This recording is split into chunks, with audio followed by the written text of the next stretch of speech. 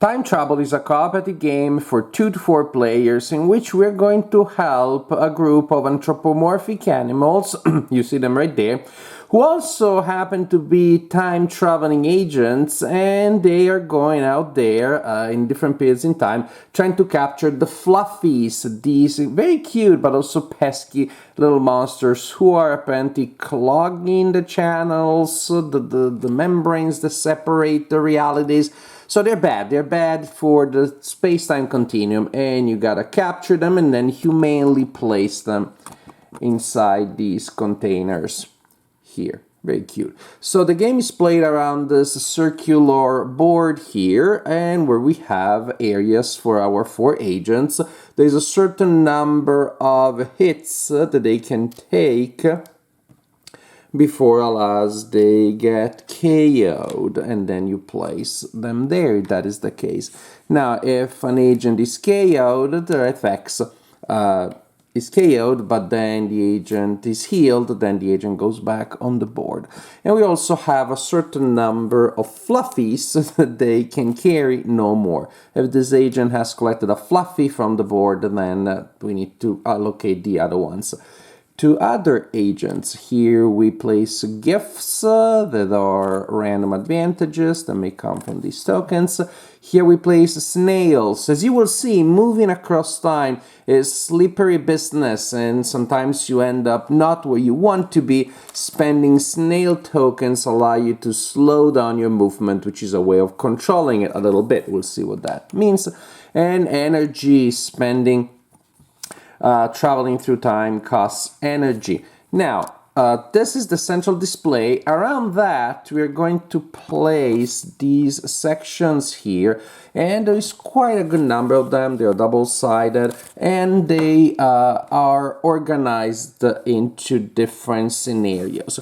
So, for example, here I set up our travel through Atlantis. I would use the other side of these boards, for example, to travel to the Middle Ages. And so you have different scenarios to try.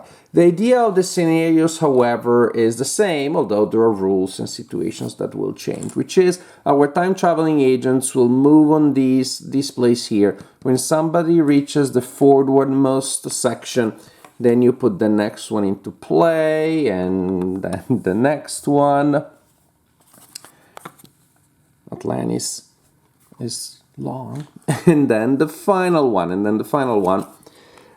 in which you will have this machine here, this loop, and your agents will be traveling around the loop waiting for others to catch up, and you need to collect a certain number of fluffies. Also, as you move, however, when the rearmost boards are not used anymore, they're simply removed when there's no one on them. And at the end of each turn, you will need to pay energy for each board that is in place. So being spread out means paying a lot more energy, and it's a pretty much surefire way of losing the game. Your agents are knocked out. 3 of them are knocked out. You lose the game. You reach the end without the required number of fluffies being captured. You lose the game, and also, what is the other one? Dang it. Oh yeah, you can pay for energy. You lose the game. So these are considerations that you need to take into account. So we move on the board, and we move using these cards here. As you can see, they're mini transparent cards, and they have different patterns showing symbols of our 4 agents. They have names, but we just call them by the color yellow, red, green, and pink. Each player will have a hand of 3 cards that they are looking at. And now the other players don't see what you have in your hand. Then a player will be the captain of that expedition. Each round there will be a different player. And then we have this supercomputer. Very fancy, huh? The supercomputer. It works like this. At the beginning of a round, we can decide what we want to do, what our priorities are. And we also can use this ruler here, basically, as a reminder of what our priorities are. For example, well, we're going to try to move blue by 4 and and green by 2 and yellow by as much as possible. So you can use this creatively. Pink is not a concern this round. But this is just an aid. It doesn't have any other specific function. So for as long as it takes, we discuss our priorities, maybe we set up our reminders, and we kind of agree on what we want to try to do. Then somebody sets a timer for 40 seconds. It is 40 seconds or real time, and then starting with the player who is the leader, we need to play 3 cards in order, meaning suppose we have 3 players, then player 1 with that token plays a card, the next player plays a card, on top of it they can choose the orientation, everybody can choose the orientation, and then the next player plays a card, same thing. The first 3 cards are mandatory, and they have to start, there have to be 1 per player from the leader of the expedition. After that, it's free for all for whatever amount of seconds from those 40 seconds we have left. We don't have to play anything. We can just stay with 3, but 3 must be played. Or then anybody, the 4th player, the 1st player again. I can play 2 cards, one after the other. Boom, boom. Free for all. Anybody and everybody can play cards until either people are satisfied, or hypothetically all cards are played. That's not likely to happen, I guess, or until the time runs out. Suppose that this is what we have, after the 40 seconds are gone. Then we move our agents by the number of steps visible for each agent, and we proceed in the order indicated here on the computer. So pink will move by 1, 2, 3, 4, 5, blue by 1, 2, 3, yellow by 1, 2, 3, and green by 1, 2, 3. Oh, that's not gonna be great. Why? Because I already saw a lot of people move the same amount of spaces, and when that happens, simply you have to stop 1 space before until you find an empty space. But hey, I wasn't looking what I was doing, so that's we're gonna do it that way. So we're gonna move yellow by 4, blue by 3, again 3 against 2. Not a lot better. I hope you get the idea. So we move our agents on the board. As you can see, there are simply different tracks.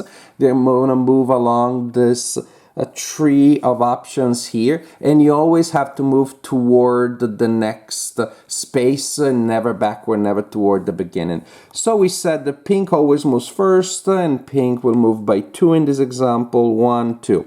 Now, if a character lands on a space that is of their color, they can implement the effect. So, for example, if blue lands on blue, we collect an energy.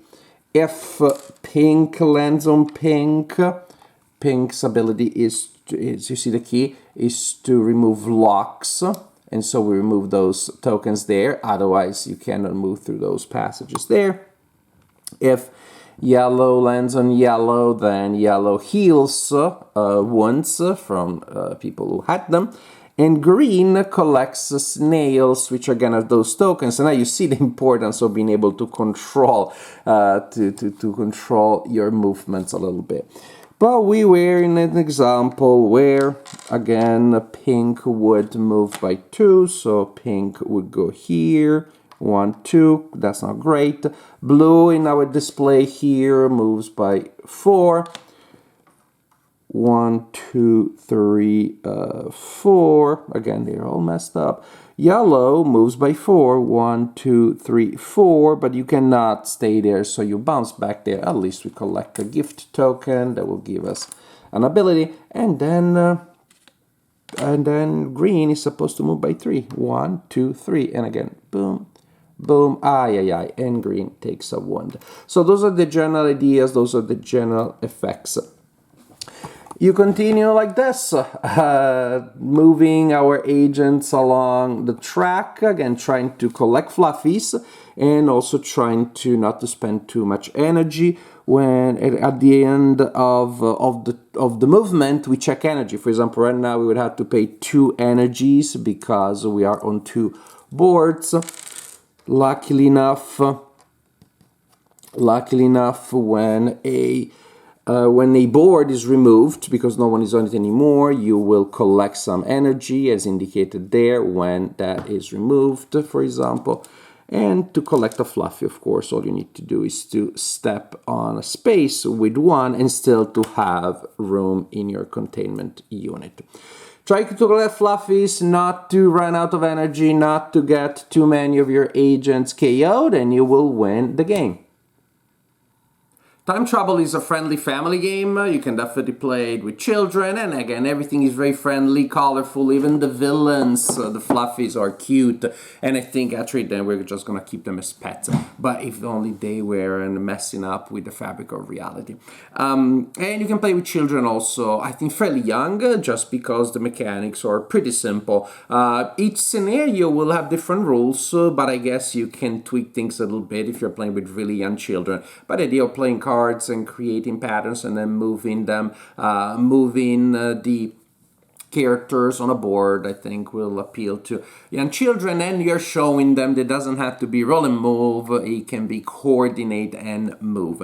And the coordinating part, although it only takes 40 seconds, of course is really fun, it's the heart of the game. But first you have the discussion, deciding what happens, then you are implementing the things and using the effects, and maybe that's when you choose whether you want to use a gift token or a snail. There are still interesting decisions there. So it feels like although you're doing very different things in different phases of the round, they're pretty cohesive, it flows very well. And after a while that you play, it's kind of surprising how those 40 seconds become longer, and very often you feel like you don't need all of them.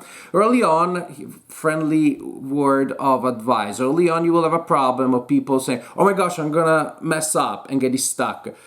If you're gonna mess up, do it quickly. Tell your friends, tell yourself, if you're gonna mess up, say, I'm messing up, boom, and take a second so that people have chances to fix it. Early on, that was a constant struggle with players spending 20 seconds, but I mess up, I can't play. Yes, but you have to play a card if you're one of those first 3 players, so one of those playing the first 3 cards, but more cards can be played later. So it's simple, it's fun, the components are nice. Really, I can't think of anything negative to say about it. We had a good time, we lost maybe once, and then we started winning regularly. I'm pretty sure there are other ways of also making the game harder if you want to take it that seriously. Start with some extra ones on your agents, for example. But it turned out to be friendlier than I thought, considering that it's a game where, you know, you rely on other people doing what they're expected to do while you have imperfect information. Sometimes they can get a little tense, but no, again, I played it with teenagers and with adults, played a game night, and even my regular customers at game night had a good time. So it's simple, it's light, it's fun, it's a cooperative game with anthropomorphic animals. It's Time Trouble, and we enjoyed it.